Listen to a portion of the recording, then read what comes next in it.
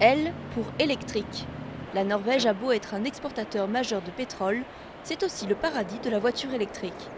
Mini ou sportive, cette voiture alimentée par des batteries a conquis les automobilistes. Quelques 4000 exemplaires sillonnent aujourd'hui les routes du pays, essentiellement dans les grandes villes. Oslo est la capitale mondiale de la voiture électrique, il n'y a aucun doute là-dessus. Il y a ici plus de voitures électriques par habitant que dans n'importe quelle autre capitale au monde. Ça s'explique par les avantages accordés aux utilisateurs de ces voitures. Parking public gratuit avec électricité gratuite, conduite autorisée dans les couloirs de transport en commun pour arriver plus vite à destination, pas de taxes, pas de péage urbain. Ni CO2 ni décibels, la voiture électrique est propre et silencieuse. Un must pour les amoureux de l'environnement qui peuvent de plus se jouer des embouteillages en roulant dans les couloirs de bus. Tout nouveau papa, Christian Blackset a dû troquer son vélo pour une voiture.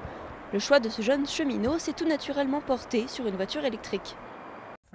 On n'habite pas très loin du travail et ça ne pose donc pas de problème en termes d'autonomie. Du coup, c'est très avantageux de pouvoir se garer gratuitement en ville et d'échapper aux bouchons.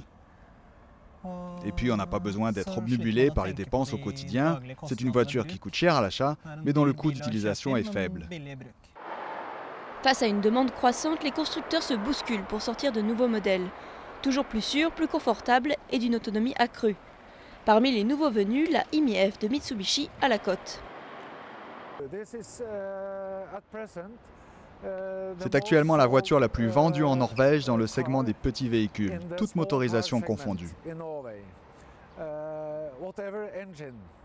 Pour pallier à l'autonomie encore limitée des batteries, de 70 à 120 km, la Norvège va construire un réseau national de bornes de recharge rapide.